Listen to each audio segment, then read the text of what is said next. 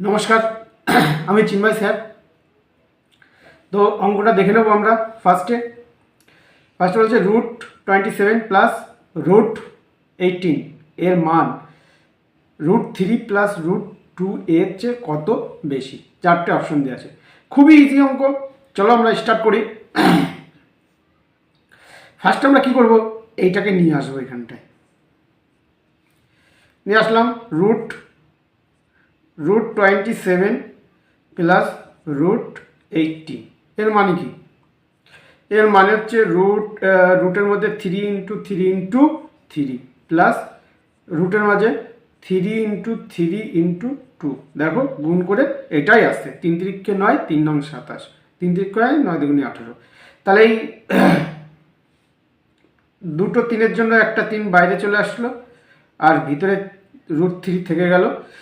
তো এখানে দুটো তিনের জন্য 3 বাইরে চলে আসলো, √2 এখানে থেকে গেল।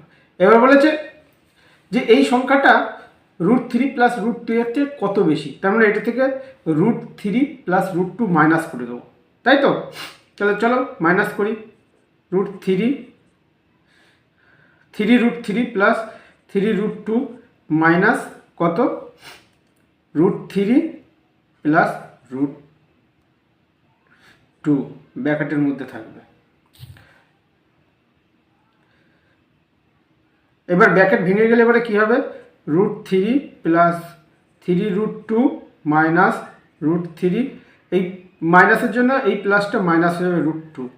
তবে বিয়োগ করলে কথা হচ্ছে এই √3 আর 3√3 বিয়োগ করলে কথা হচ্ছে 2√3, আর এই √2 আর 3√2 বিয়োগ করলে কথা হচ্ছে প্লাস 2√2। এবার দেখবো কত নম্বর অপশনে এটা আছে। এখান থেকে 2 কমন নিয়ে নিই। কমন নিলে কথা হচ্ছে 2√3 প্লাস √2। তাহলে অপশন বিতে দেখো কি আছে, 2 ইন্টু √3 প্লাস √2 মিলল অপশন। ঠিক আছে, থ্যাংক ইউ।